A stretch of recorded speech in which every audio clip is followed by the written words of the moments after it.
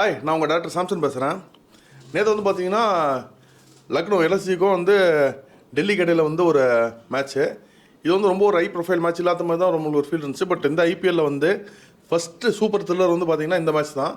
ஏன்னா இது வரைக்கும் வந்த மேட்ச் எல்லாம் பார்த்திங்கன்னா ஓரளவுக்கு நம்மளுக்கு வந்து ஒரு டீம் தான் வந்து ஈஸியாக ஜெயிச்சிருங்கிற மாதிரி ஒரு ஃபீல்லே போய்ட்டு இருந்துச்சு. Of course Mumbai and CSK match இடையில கொஞ்சம் டைட் ஆச்சு. பட் ஸ்டில் சிஎஸ்கே வந்து ஒரு வே ஹேர்ட் இருந்தனால வந்து ஒரு பெரிய ஒரு டென்ஷனே வரல. இந்த மேட்ச் தான் ஃபஸ்ட்டு பார்த்தீங்கன்னா நல்ல ஒரு டென்ஷன், நல்ல ஒரு த்ரில்லர். ஸோ இந்த மேட்ச் எப்படி போச்சுன்னு நம்ம பார்ப்போம். ஃபஸ்ட்டு பார்த்தீங்கன்னா டெல்லி வந்து டாஸ் வின் பண்ணாங்க. கேப்டன் வந்து அக்ஷர் பட்டேல். அவர் வந்து எடுத்தது என்னென்னா போலிங் எடுத்துக்கிறேன்னு சொன்னார். பார்த்தீங்கன்னா இந்த சைடு பார்த்தீங்கன்னா பயங்கரமாக வந்து ரன்ஸு எல்எஸ்ஜி வந்து அடின்னு அடிச்சுட்டே இருக்காங்க. இவர் மார்க்கரம் வந்து பெருசாக ஒன்றும் அடிக்கலை. பட் மிஷல் மார்ஷும் பூரனும் பார்த்தீங்கன்னா அடித்து வெளுத்திட்டாங்கன்னு வச்சுங்களேன். பயங்கரமாக அடிச்சுட்டு இருந்தாங்க. அதுக்கப்புறம் பார்த்தீங்கன்னா விக்கெட் விழுந்ததுக்கப்புறம் நம்ம ரிஷப் பண்ட் வந்து அவர் ரன்னே எடுக்கலை. ஸோ அந்த டைமில் வந்து பார்த்தீங்கன்னா கொஞ்சம் எல்எஸ்சி வந்து நல்ல ஒரு ஸ்கோர், போக வேண்டிய ஒரு ஸ்கோரு அங்கேருந்து கொஞ்சம் அப்படியே குறைஞ்சிருச்சு. கீழே சப்போர்ட் வந்து பார்த்தீங்கன்னா டேவிட் மில்லர் ஒருத்தர் தான் கொஞ்சோண்டு சப்போர்ட் கொடுத்தாரு. அவரும் இல்லைனா 200 அவங்க தொட்டிருக்க மாட்டாங்க. டுவர்ட்ஸ் எண்டு போக போக பார்த்தீங்கன்னா ஒரு எப்படி மினிமம் எப்படி பார்த்தாலுமே ஒரு 220க்கு மேலேயாவது அவங்க ஸ்கோர் போயிருக்கணும். அந்த மாதிரி ஒரு சேஸில் தான் போயிட்டு இருந்துச்சு. 220 230 ஈஸியாக அடிச்சிக்க வேண்டிய ஒரு மேட்ச்சு. அதுக்கு மேலே ஆக்சுவலாக நல்லா போய் அடிச்சிக்கலாம். பட் மினிமம் அவ்வளோ அடிச்சிருக்கணும். அவங்க எப்படி பேட்டிங் பண்ணிட்டு இருந்தாங்களோ. ஏகப்பட்ட விக்கெட்டை விட்டுட்டாங்க. அப்ளிகேஷன் கொஞ்சம் சரியில்லை பேட்ஸ்மென்ட்டெல்லாம். ரொம்ப ஓவராக ஜஸ்ட்டு சுற்ற ட்ரை பண்ணி கொஞ்சமாவது பாலோட மெரிட் சைடில் கொஞ்சம் ட்ரை பண்ணியிருந்தாங்க, கொஞ்சம் ஈஸியாக அடிக்கலாம். அந்த மாதிரி ஒரு காரணத்தினால அவங்க ரொம்ப ஒரு பெரிய டாட்டில் அடிக்கலை. அப்படி இருந்தும் பார்த்தீங்கன்னா எல்எஸ்சி பார்த்தீங்கன்னா ஒரு 209 வந்து டோட்டல் அடிச்சிட்டாங்க. அதுவும் வந்து லாஸ்ட் ஓவரில் வந்து ஒரு 2 6 வந்து அடித்தார். டேவிட் மில்லர் அடித்தனால தான் வந்து 200 தாண்டிச்சு. அப்புறம் லாஸ்ட் பால் ஒரு 6 அடிச்சோன்னா 209 வந்துச்சு. ஸோ இந்த ஒரு காரணத்தினால தான் அவங்க 209 வந்து ரீச் ஆனாங்க. இப்போது டெல்லியோட சேஸ் பார்த்தீங்கன்னு வச்சுங்களேன், அவங்க வந்து இந்த ப்ரெஷர் வந்து அவங்களால தாங்கவே முடியல. பார்த்தீங்கன்னா சுத்த போயிட்டு முதல் ஓவரில் 1 விக்கெட் விழுது, 2 விக்கெட் விழுது. ரெண்டாவது ஓவரில் பார்த்தீங்கன்னா 3 விக்கெட் விழுது. இப்போ 2 ஓவரில் 3 விக்கெட் விழுந்துச்சுன்னா அப்புறம் எங்கேருந்து 200 ரன்ஸ் சேஸ் பண்ணுறது? அந்த ஒரு ப்ரெஷர் வந்து டெல்லிக்கு ஆயிடுச்சு. அதுக்கப்புறம் பார்த்தீங்கன்னா டூப்ளஸஸ் கொஞ்சம் அடிக்க ஆரம்பித்தார். பட் ஸ்டில் பார்த்தீங்கன்னா ஃபஸ்ட்டு மேண்டேட்டரி பவர் பிளே 6 ஓவர்ஸ்க்குள்ளே வந்து பார்த்தீங்கன்னா 4 விக்கெட் போயிடுச்சு. 7th ஓவரில் டூப்ளஸஸ் அவுட் ஆகிட்டார். 5 விக்கெட் 65 ஃபார் 5 ஒரு ஸ்கோருக்கு போயிட்டாங்களா. இதுக்கப்புறம் வந்து சரி முடிஞ்ச அளவுக்கு நம்ம அடித்து அட்லீஸ்ட் ஒரு 150 160 கிட்டேயாவது கொண்டு வந்து நம்ம வந்து ரன் ரேட் ரொம்ப அடி வாங்காத மாதிரி நம்ம வந்து போகலாங்கிற மாதிரி கொஞ்சம் கவுண்டர் அட்டாக்லாம் பண்ணாங்க. கொஞ்சம் அக்ஷர் பட்டேலில் ஒரு ஸ்டெப்ஸ் எல்லாம் கொஞ்சம் அடிச்சுட்டு இருந்தாங்க. அதுக்கப்புறம் பார்த்தீங்கன்னா திரும்பியும் அப்பப்போ விக்கெட்லாம் வந்து இனிமேல் பக்கத்திலே போக முடியாது அப்படிங்கிற ஒரு சுச்சுவேஷன் வந்துருச்சு. அப்புறம் பாருங்கள் விப்ராஜ் நிகம்னு ஒருத்தன் வந்தான். அவன் வந்து வரும்போது பார்த்தீங்கன்னா அஸ்டோக் சர்மான்னு சொல்லிட்டு அவன் கூட இருந்தார். அசோக் சர்மா கொஞ்சம் சிங்கிள்ஸ் அந்த மாதிரி தான் ஆடிட்டு இருந்தார். இவன் கிளின்னு கிளிக்க ஆரம்பித்தான். அவன் போட்டு அடிக்கிறான், அடின்னு அடிக்கிறான். அவங்க போலர்ஸுக்கு எங்கே போட்டானே தெரில, எங்கே போட்டாலும் அடிக்கிறான். அதுக்கப்புறம் ரொம்ப ஓவர் அக்ரெசிவாக போகும்போது நம்ம ஏதோ ஒரு பால் மிஸ் ஹிட் ஆகும்ல, அந்த மாதிரி ஒரு மிஸ் ஹிட் ஆகி அவுட் ஆகிட்டான். இப்போது அஸ்டோக் சர்மா இவ்வளோ நேரம் வந்து கொஞ்சம் ஸ்டெடியாக வந்து ஒரு பெரிய ஒரு அக்ரெசிவாக ஆடாமல் அங்கேருந்து ரொம்ப ஆல்மோஸ்ட் ஒரு 13-14 runs per over required run rate இருக்குது. விக்கெட்ஸ் எல்லாம் போயிடுச்சு. அந்த டைமில் பார்த்தீங்கன்னா அவர் பாட்டுக்கு அடிக்க ஆரம்பிக்கிறார். ஐ திங்க் ஃபார் 7 விக்கெட்ஸ் போனதுக்கப்புறம் அவர் பாட்டுக்கு ஒரு சைடில் அடிக்க ஆரம்பிக்கிறாரு. இந்த இடத்துல பார்த்தீங்கன்னா 2 டீம்லேயும் வந்து நிறைய மிஸ்டேக்ஸ் பண்ணாங்க.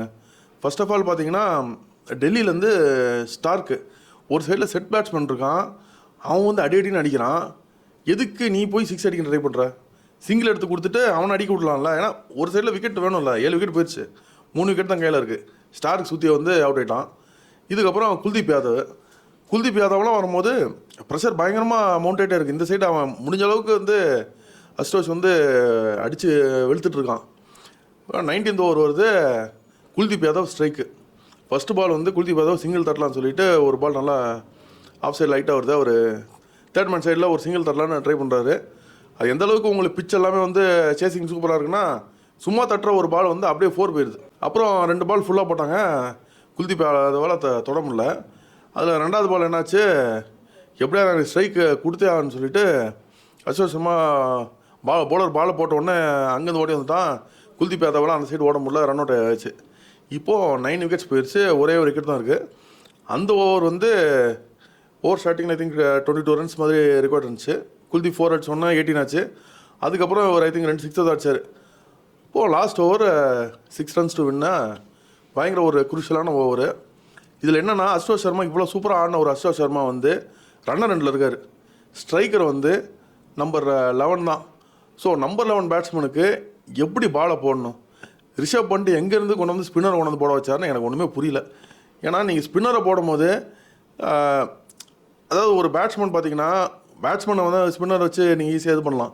பட் ஒரு டேலண்டராக இருக்கும்போது நீங்கள் வந்து ஒரு ஃபாஸ்ட் பவுலர் வச்சு நீங்கள் நேராக ஸ்டிக்கு போட்டிங்கனாலே சர்வை பண்ணுறது ரொம்ப கஷ்டம், சிங்கிள் தட்டுறது ரொம்ப கஷ்டம். ஒரு நார்மலான ஒரு ஃபாஸ்ட் பவுலர் தாக்கூருக்குலாம் வந்து ஓவர்ஸ்லாம் இருந்துச்சு, அவர் வச்சு சும்மா யாகர் போட்டு அப்படின்னு சொல்லியிருந்தா ஈஸியாக விக்கெட் விடுறதுக்கான வாய்ப்பு ரொம்பவே ஜாஸ்தியாக இருந்துச்சு. அதே மாதிரி டெல்லி வந்து stumping chances, run out chances நிறைய எல்லாம் மிஸ் பண்ணிட்டு இருந்தாங்க. இவங்க வந்து அந்த லாஸ்ட் ஓவரில் வந்து ஃபஸ்ட்டு பிளண்டரை வந்து பவுலர் செலக்ட் பண்ணது ரொம்ப ஒரு பெரிய பிளண்டர் பை பந்த். அடுத்து பார்த்தீங்கன்னா ஒரு சிங்கிளை வந்து கொஞ்சம் ஈஸியாக விட்டாங்க, அது ஒரு மிஸ்ஃபீல் பண்ணி விட்டாங்க. ஃபஸ்ட் பால் வந்து ஒரு எல்பிடபிள்யூ ஷவுட் ஒன்று போச்சு, அதுக்கப்புறம் ஒரு ஃபீல்டிங் ரன் அவுட் வந்து மிஸ் ஆச்சு. அதுக்கப்புறம் என்னைக்கு எப்போ வந்து அஸ்டோஸ் வந்து பேட்டிங் சைடுக்கு கிரீஸுக்கு வந்தாச்சோ இனிமேல் ஸ்பின்னர் பவுலிங் போட்டால் ஒன்றும் கிழிக்க முடியாது. நேராக அடுத்த பால் ஃப்ரண்ட்டில் ஸ்ட்ரெயிட் பவுலர் தலைக்கு முன்னாடி ஒரு 6 அடிச்சு மேட்ச் முடிச்சிட்டாரு. டெல்லி வந்து ரொம்ப கேவலமாக தோக்க வேண்டிய ஒரு மேட்ச்சை ஒரு தோல்வியின் பிடியிலேருந்து வென்று அங்கேருந்து மேட்ச் வந்து ஜெயிச்சார். ஸோ உண்மையிலேயே ஃபஸ்ட்டு ஐபிஎல் த்ரில்லர் வந்து இந்த மேட்ச் தான். உண்மையிலேயே ஃபஸ்ட்டு ஐபிஎல் த்ரில்லர் இந்த மேட்ச் தான். ரொம்பவே இன்ட்ரெஸ்டிங்காக இருந்துச்சு. அதுவும் வந்து ஒரு 13-14 ஓவர்லாம் போகும்போது டெல்லிக்கு வாய்ப்பே இல்லைங்கிற மாதிரி ஒரு சுச்சுவேஷனில் இருந்து அங்கேருந்து அவங்க அடின்னு அடித்து மேட்ச் ஜெயிச்சது வந்து ரொம்பவே ஒரு ஐபிஎல் த்ரில்லரு. இந்த மாதிரி த்ரில்லிங் மேட்சஸ்க்கு தான் ஐபிஎல் வந்து ரொம்ப ஃபேமஸ்ஸு. இனி வரப்போகிற மேட்சஸ்லாம் நிறைய த்ரில்லிங் மேட்சஸ்லாம் வரும். ஸோ ஐபிஎல்லில் தொடர்ந்து பாருங்கள். சின்ன டீம்ஸு சின்ன மேட்ச் அப்படின்னு நினச்சி விடாதீங்க. எப்போ ஒரு இன்ட்ரெஸ்டிங்கான மேட்ச் இருக்குங்கிறது நம்ம சொல்ல முடியாது. அதே மாதிரி கடைசி பால் போட்டு முடிக்கிற வரைக்கும் எந்த டீமும் வந்து ஜெயிக்கிறதுக்கு வாய்ப்பு இருக்குது. ஸோ எண்டு வரைக்கும் பாருங்கள், ஐபிஎல் ரசிங்க, என்ஜாய். இந்த வீடியோ பிடிச்சிருந்துச்சுன்னா லைக் பண்ணுங்க, ஷேர் பண்ணுங்க, கமெண்ட் பண்ணுங்க. ரஃபி தியேட்டரை மறக்காம சப்ஸ்கிரைப் பண்ணிருங்க, பெல் பட்டனை கிளிக் பண்ணிருங்க.